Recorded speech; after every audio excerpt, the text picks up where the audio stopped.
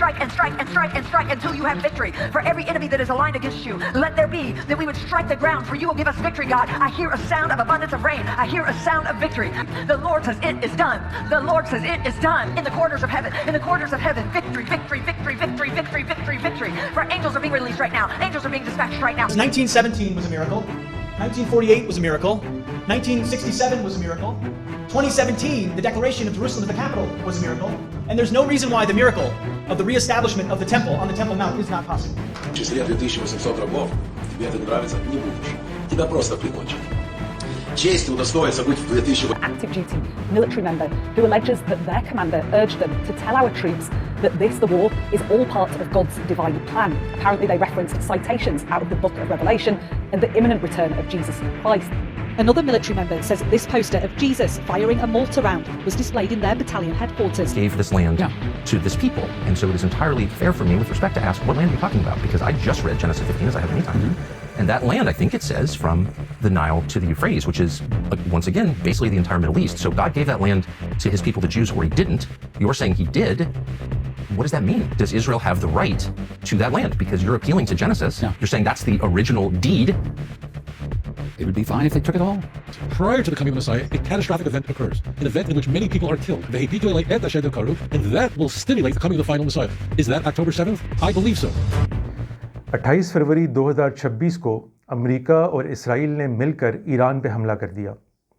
जब से ये जंग छिड़ी है, इस जंग के ज़ाहिरी और हकीकी अहदाफ के मुतल्लिक़ हुकूमती अहदेदारों और दुनिया भर के मुहक्किकीन और तज्ज़िया निगारों के दरमियान एक ज़बरदस्त बहस जारी है, क्योंकि कोई वजाहत हक़ाइक़ के साथ मेल खाती नज़र नहीं आ रही। अगरचे इनमें से अक्सर माहिरीन जियोपॉलिटिकल, इलाक़ाई और सेकुलर अहदाफ व वजूहात पे ही बहस कर रहे हैं, ताहम जिन लोगों को इब्राहीमी मज़ाहिब के लिटरेचर से कुछ शगफ़ है और उनकी नज़र कुछ बहुत अहम अमरीकी ओहदेदारों या उन्हें मुतासर करने वाले मजहबी पेशवाओं पे है, वो इस जंग की कुछ मजहबी वजूहात और अहदाफ के मुतल्लिक़ भी कभी इशारात में बात करते महसूस होते हैं और कभी बबांगे दोहल इन्हें बयान कर देते हैं। इसकी कुछ मिसालें आपने इंट्रो में देख ली होंगी। दरअसल तीनों इब्राहीमी मज़ाहिब यानी यहूदियत, ईसाईयत और इस्लाम अपने अपने मजहबी लिटरेचर में ऐसी पेशन गोइयाँ रखते हैं जिनकी तकमील मजहबी लोग इस जंग से मुंसलिक कर रहे हैं।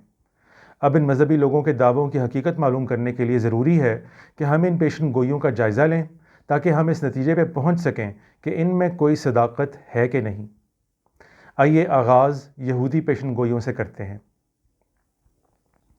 यहूद की किताब मुक़द्दस, जिसे बाइबल का अहदनामा क़दीम और तनाख़ भी कहा जाता है, का यहूदी तफ़हीम के मुताबिक मुताला करने से मालूम होता है, और जिसकी तस्दीक उनके मजहबी पेशवाओं के हालिया बयानात से भी होती है, कि क़यामत के वक़ूअ से पहले 4 वाक़यात बेतरतीब पेश आने हैं।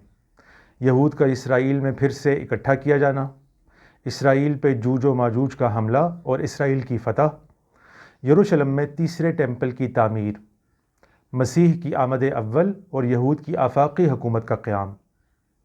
यहूद के मुताबिक ये चारों वाक़यात इसी तरतीब में यक्के बाद दीगरे पेश आने हैं, और हर बाद वाले वाक़े के लिए पहले वाला वाक़या वक़ूअ पज़ीर होना शर्त है।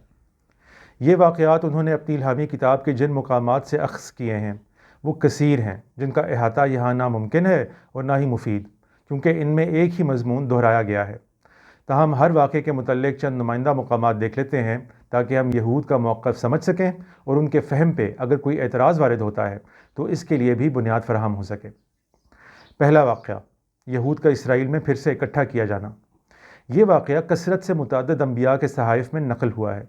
चुनांचे नुमाइंदा मुकामात मुलाहिज़ा फ़रमाएँ। तौरात की किताब इस्तिस्ना में है, मैंने तुझे बताया है कि तेरे लिए क्या कुछ बरकत का और क्या कुछ लानत का बायस है। जब रब तेरा खुदा तुझे तेरी गलत हरकतों के सबब से मुख्तलिफ़ कौमों में मुंतशिर कर देगा तो तू मेरी बातें मान जाएगा। तब तू और तेरी औलाद रब अपने खुदा के पास वापस आएंगे और पूरे दिलो जान से उसकी सुनकर उन तमाम अहकाम पर अमल करेंगे जो मैं आज तुझे दे रहा हूँ। फिर रब तेरा खुदा तुझे बहाल करेगा और तुझ पर रहम करके तुझे उन तमाम कौमों से निकाल कर जमा करेगा जिनमें उसने तुझे मुंतशिर कर दिया था। हाँ, रब तेरा खुदा तुझे हर जगह से जमा करके वापस लाएगा, चाहे तू सबसे दूर मुल्क में क्यों ना पड़ा हो। वो तुझे तेरे बाप दादा के मुल्क में लाएगा और तू उस पर कब्ज़ा करेगा। پھر وہ تجھے تیرے باپ دادا سے زیادہ کامیابی بخشے گا اور تیری تعداد زیادہ بڑھائے گا۔ اسی طرح کتاب یسعیاہ میں ہے، اس دن رب ایک بار پھر اپنا ہاتھ بڑھائے گا تاکہ اپنی قوم کا وہ بچا کھچا حصہ دوبارہ حاصل کرے جو اسور، شمالی اور جنوبی مصر، ایتھوپیا، ایلام، بابل، حمات اور ساحلی علاقوں میں منتشر ہوگا۔ وہ قوموں کے لیے جھنڈا گاڑ کر اسرائیل کے جلا وطنوں کو اکٹھا کرے گا۔ ہاں، وہ یہودا کے بکھرے افراد کو دنیا کے چاروں کونوں سے لا کر جمع کرے گا۔ تب اسرائیل کا حسد ختم ہو جائے گا اور یہودا کے دشمن نیست و نابود ہو جائیں گے۔ نہ اسرائیل یہودا سے حسد کرے گا، نہ یہودا اسرائیل سے دشمنی رکھے گا۔ پھر دونوں مغرب میں فلسطی ملک پر جھپٹ پڑیں گے اور مل کر مشرق کے باشندوں کو لوٹ لیں گے۔ ادوم اور موآب ان کے قبضے میں آئیں گے اور عمون ان کے تابع ہو جائے گا۔ یہی مضمون آپ ان مقامات پہ بھی دیکھ سکتے ہیں۔ اب آئیے دوسرے واقعے کی طرف چلتے ہیں اور ایک ایسے مقام کو دیکھتے ہیں جہاں پہلے اور دوسرے واقعے یعنی اسرائیل میں اکٹھے ہونے کے بعد جوج و ماجوج کی جنگ کو بالکل ایک ترتیب سے عہد نامہ قدیم میں بیان کیا گیا ہے۔ یہ کتاب حزقیل ہے، اور ساتھ ساتھ انہیں بتا، رب قادر مطلق فرماتا ہے کہ میں اسرائیلیوں کو ان قوموں میں سے نکال لاؤں گا جہاں وہ جا بسے ہیں، میں انہیں جمع کر کے ان کے اپنے ملک میں واپس لاؤں گا۔ کہہ، رب قادر مطلق فرماتا ہے کہ اے مسک اور توبل کے اعلیٰ رئیس جوج، اب میں تجھ سے نپٹ لوں گا، میں تیرے منہ کو پھیر دوں گا، تیرے منہ میں کانٹے ڈال کر تجھے پوری فوج سمیت نکال دوں گا۔ فارس، ایتھوپیا اور لیبیا کے مرد بھی فوج میں شامل ہوں گے۔ ہر ایک بڑی ڈھال اور خود سے مسلح ہوگا۔ جمر اور شمال کے دور دراز علاقے بیت تجرمہ کے تمام دستے بھی ساتھ ہوں گے۔ متعدد دنوں کے بعد تجھے ملک اسرائیل پر حملہ کرنے کے لیے بلایا جائے گا، جسے ابھی جنگ سے چھٹکارا ملا ہوگا اور جس کے جلا وطن دیگر بہت سی قوموں میں سے واپس آ گئے ہوں گے۔ رب قادر مطلق فرماتا ہے کہ اس وقت تیرے ذہن میں برے خیالات ابھر آئیں گے اور تو شریر منصوبے باندھے گا۔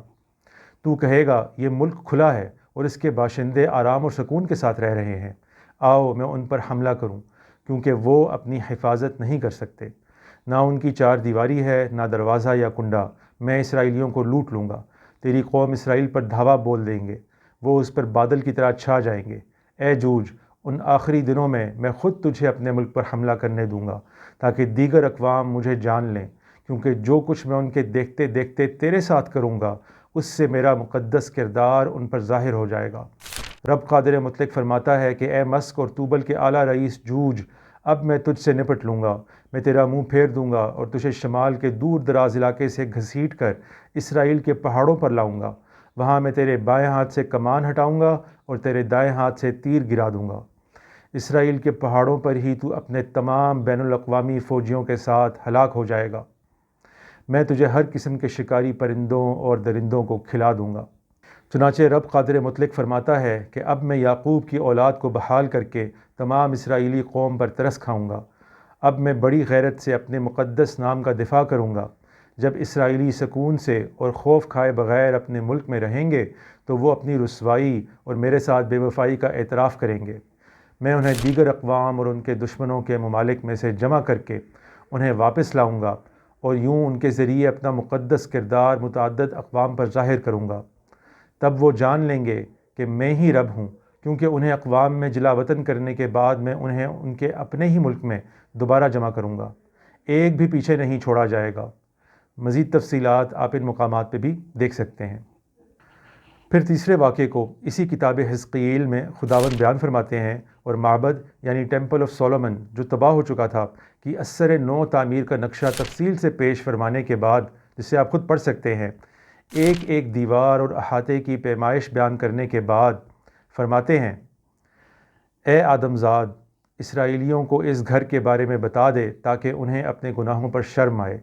وہ دھیان سے نیک گھر کے نقشے کا مطالعہ کریں۔ اگر انہیں اپنی حرکتوں پر شرم آئے تو انہیں گھر کی تفصیلات بھی دکھا دے، یعنی اس کی ترتیب، اس کے آنے جانے کے راستے اور اس کا پورا انتظام، تمام قواعد اور احکام سمیت سب کچھ ان کے سامنے ہی لکھ دے تاکہ وہ اس کے پورے انتظام کے پابند رہیں اور اس کے تمام قواعد کی پیروی کریں۔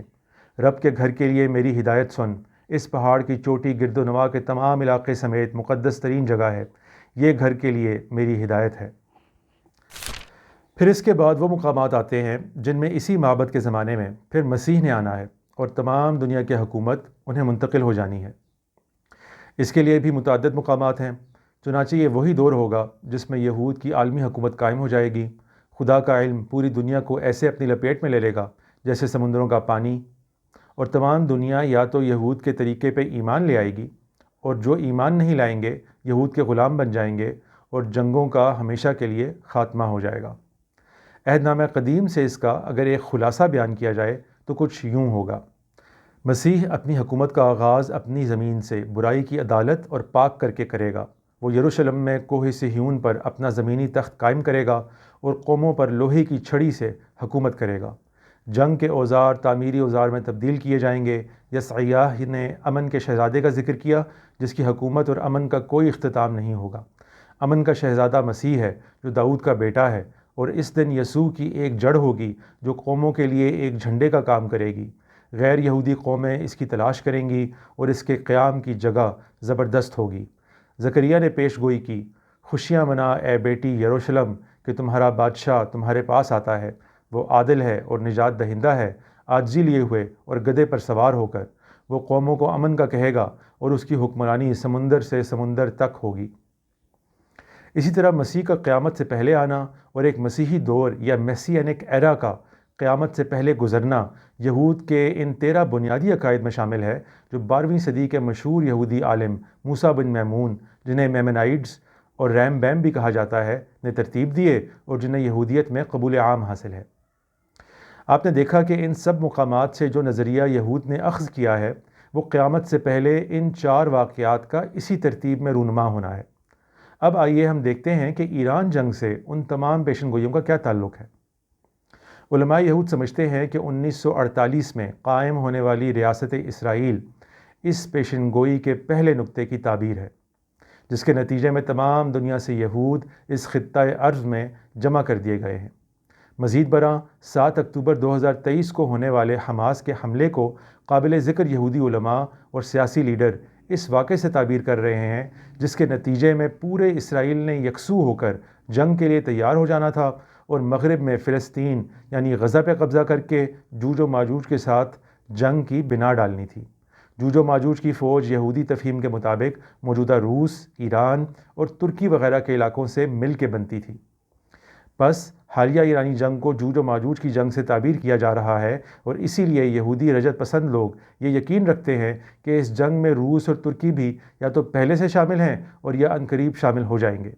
بس یہی یہود اسی لیے یہ بھی سمجھتے ہیں کہ اب اس کے بعد انہیں تیسرا ٹیمپل تعمیر کرنا ہے جو مسیح کی آمد کے لیے پری ریکوزٹ ہے، اور جس کے بعد مسیح آ کر یہود کی حکومت کو پوری دنیا پہ قائم کر دیں گے۔